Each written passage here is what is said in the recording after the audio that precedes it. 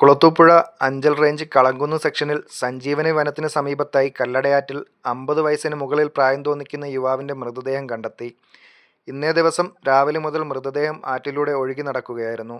തുടർന്ന് കുളത്തൂപ്പുഴ പോലീസിന്റെ നേതൃത്വത്തിൽ പുനലൂരിൽ നിന്നും ഫയർഫോഴ്സ് എത്തി തിരച്ചിൽ നടത്തുകയും മൃതദേഹം കണ്ടെത്തുകയുമായിരുന്നു. 2 ദിവസത്തോളം പഴക്കമുള്ളതിനാൽ ആളെ തിരിച്ചറിയാൻ സാധിച്ചിട്ടില്ല.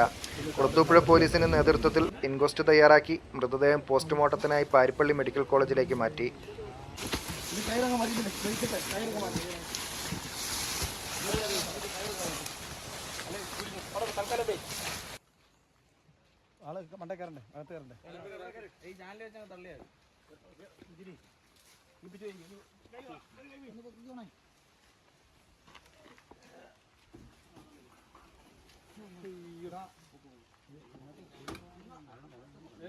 ന്യൂസ് ഡെസ്ക് കുളത്തൂപ്പുഴ വാർത്ത ഓൺലൈൻ.